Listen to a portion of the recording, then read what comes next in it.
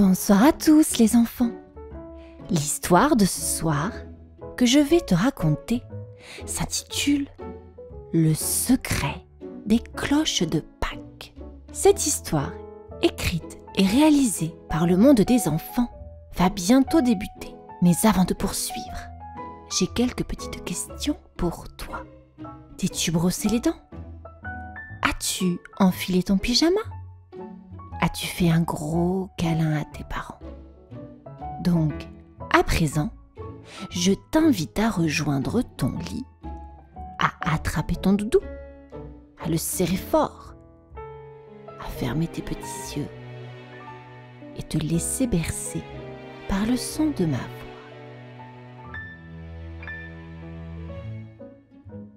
Louane courait pieds nus dans l'herbe fraîche du jardin, riant aux éclats, tandis que le vent lui chatouillait les joues.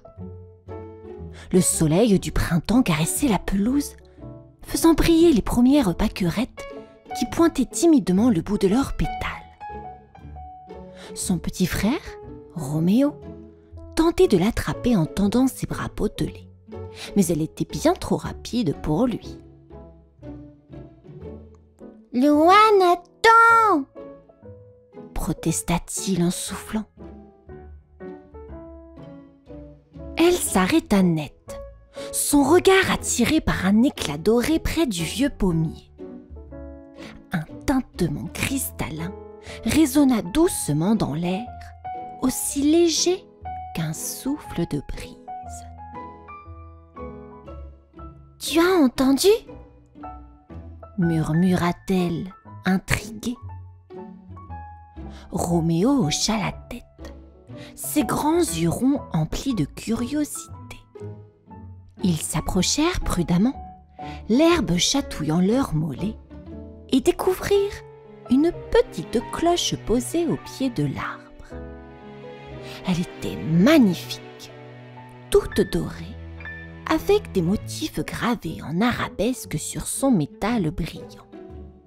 Pourtant, ce qui attira le plus l'attention de Louane, c'était la douce lumière qui semblait émaner d'elle, comme si elle était vivante.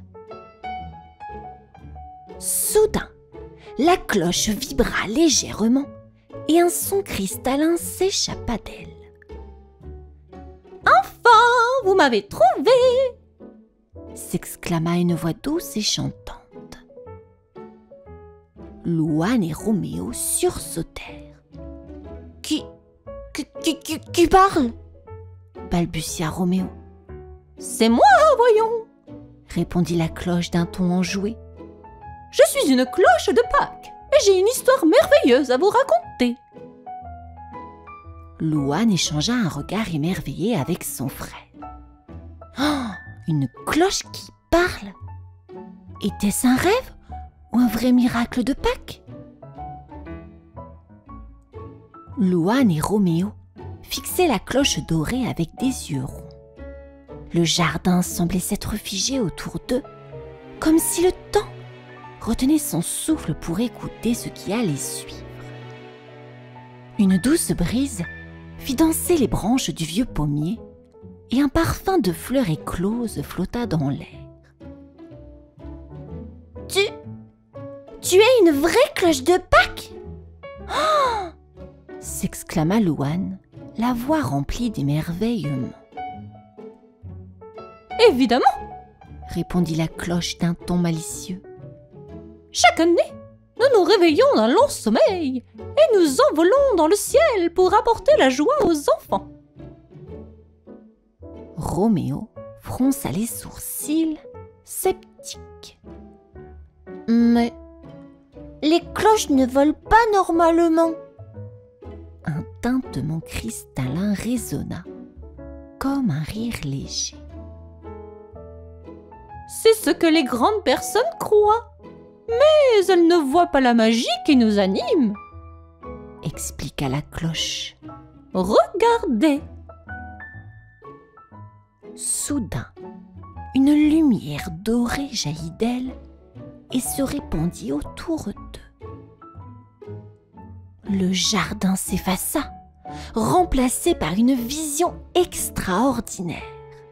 Des centaines de cloches scintillantes s'élevaient dans le ciel nocturne, portant dans leur creux des petits paquets colorés. Sous elles, défilaient des champs illuminés par la lune, des rivières qui miroitaient comme des rubans d'argent, et des villages endormis aux toits enneigés de pétales de fleurs blanches.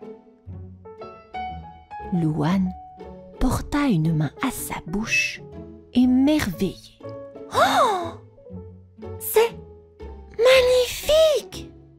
souffla-t-elle. Roméo sauta sur place. « Moi aussi, je veux voler avec vous !»« Ah, si seulement les enfants pouvaient venir. Mais notre mission est secrète. Nous devons déposer nos chocolats sans être vus, » répondit la cloche avec tendresse.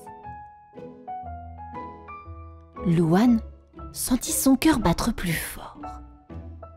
Jamais elle n'avait imaginé que derrière les chocolats de Pâques se cachait un voyage aussi féerique.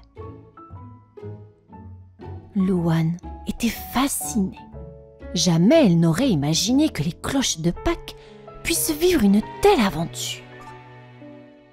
À côté d'elle, Roméo trépignait, les joues rouges d'excitation.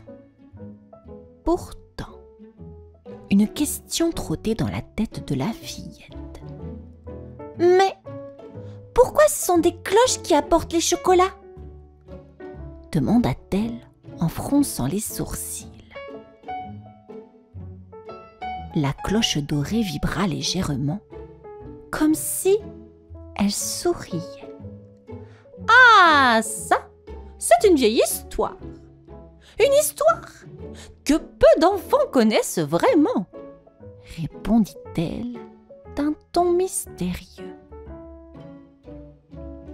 Le vent souffla doucement dans le jardin, faisant bruisser les feuilles des arbres.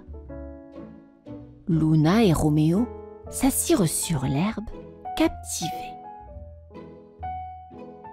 Il y a bien longtemps, en des temps où les gens prenaient le temps d'écouter le son des cloches, une coutume fut créée.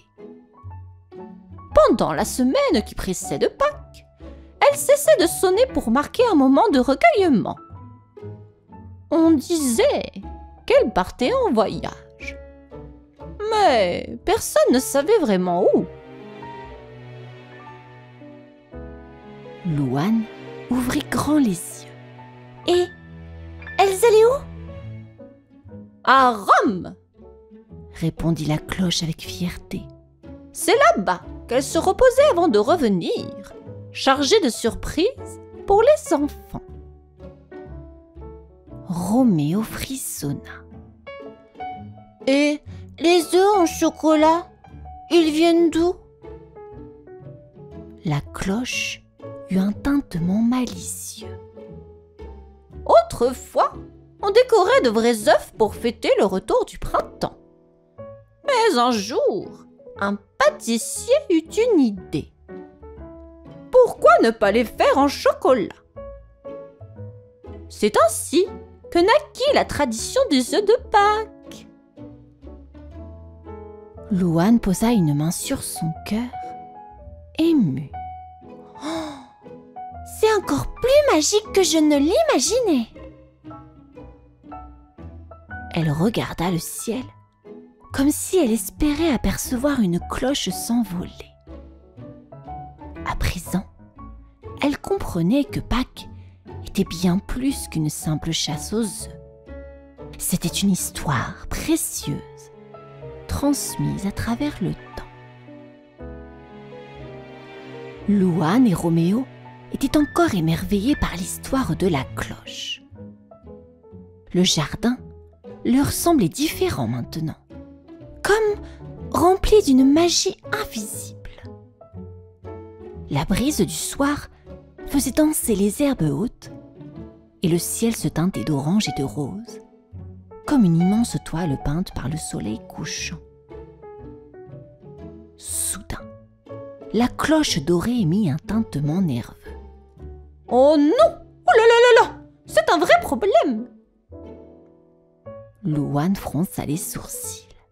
« Qu'est-ce qui ne va pas ?»« J'ai perdu un panier de chocolat. Il devait être livré ici, mais je ne le retrouve plus. Si je pars sans lui, des enfants risquent de ne pas avoir leur surprise demain matin. » Roméo bondit sur ses pieds, les poings sur les hanches. « On va t'aider. Pas question qu'un seul enfant se réveille sans chocolat à Pâques. » Louane acquiesça, le cœur battant d'excitation. Bien dit. Où l'as-tu vu pour la dernière fois ? Demanda-t-elle à la cloche. La cloche vibra doucement. Il était juste là, près du vieux pommier. Mais une bourrasque l'a emporté et maintenant, il est caché quelque part dans le jardin. Louane et Roméo échangèrent un regard complice. Une véritable chasse au trésor les attendait. Ils commencèrent leur quête, fouillant sous les buissons, derrière le puits et même sous la balançoire grinçante. Le jardin, baigné dans la lumière dorée du crépuscule, semblait murmurer des indices à travers le bruissement des feuilles. « Louane !» s'exclama Roméo. « Viens voir !» Elle accourut et découvrit, entre les racines d'un saule, un éclat doré dépassant de la mousse. Une trouvaille qui promettait encore plus de magie. Louane accourut auprès de Roméo, son cœur battant à tout rompre. Le vent s'était calmé et dans l'air flottait une douce odeur de terre humide et de fleurs printanières. Sous le grand saule, entre les racines tordues couvertes de mousse, un éclat doré dépassait. « C'est lui! C'est le panier !» s'exclama Roméo, les yeux brillants. Louane s'agenouilla et écarta délicatement les feuilles. Le panier était là, renversé, son ruban rouge emmêlé dans les brindilles. À l'intérieur, des œufs en chocolat enveloppés de papier coloré scintillaient sous la lumière du soir. « On l'a trouvé !» s'exclama Louane en le soulevant avec précaution. La cloche dorée vibra de joie et fit résonner un doux carillon. « Bravo, mes chers amis! Grâce à vous, la mission de Pâques est sauvée. » Roméo tapota le panier d'un air satisfait. « Tu devrais mieux attacher tes chocolats la prochaine fois, » dit-il d'un ton taquin. Louane éclata de rire et caressa le panier du bout des doigts. Il n'était pas seulement rempli de friandises. Il contenait un secret, une magie ancienne qu'elle comprenait maintenant. « Dis, Cloche, » demanda-t-elle doucement. « Est-ce que tous les enfants connaissent cette histoire ?» La cloche oscilla doucement. « Non, mais vous la connaissez maintenant. Et c'est à vous de la partager. » Louane sentit son cœur se gonfler de fierté. Elle savait qu'elle garderait ce souvenir précieusement, bien au-delà de Pâques. Au-dessus d'eux, la lune commençait à briller dans le ciel. La nuit arrivait, et avec elle, le temps des merveilles. Le matin de Pâques, les premiers rayons du soleil caressèrent les rideaux blancs de la chambre de Louane. Un parfum sucré flottait déjà dans l'air, et au loin, on entendait le chant joyeux des oiseaux. Louane ouvrit les yeux en sursaut, son cœur battant encore du souvenir de la veille. Elle bondit hors du lit et se précipita vers la fenêtre. Dans le jardin, les gouttes de rosée brillaient comme des petits diamants sur l'herbe tendre. Elle aperçut Roméo en pyjama, courant à travers les buissons, un panier vide à la main. « Louane, viens ici! Les chocolats sont partout !» s'écria-t-il avec enthousiasme. Elle descendit 4 à 4 les marches de l'escalier et rejoignit son frère dehors. Il faisait encore un peu frais, mais l'excitation les réchauffait. « Regarde celui-là, il était caché sous la balançoire !» dit Roméo en brandissant un œuf doré. Louane sourit, mais quelque chose brillait encore plus fort dans son cœur. Le secret des cloches. Elle s'approcha de Roméo et lui chuchota. « Tu sais, la chasse aux œufs, c'est magique. Mais le plus beau, c'est l'histoire qu'il y a derrière. » Roméo leva un sourcil curieux. « L'histoire des cloches ? Oui, celle que la cloche dorée nous a racontée. » Alors, tout en cherchant les derniers chocolats, Louane raconta à son frère l'origine de cette fête, la légende du voyage des cloches et la magie de la tradition. Leur maman les observa de loin, attendrie. Louane ne le savait pas encore, mais ce matin-là, elle venait de devenir la gardienne d'un merveilleux secret. Un secret qui, année après année, continuerait d'être raconté et de faire briller les yeux des enfants.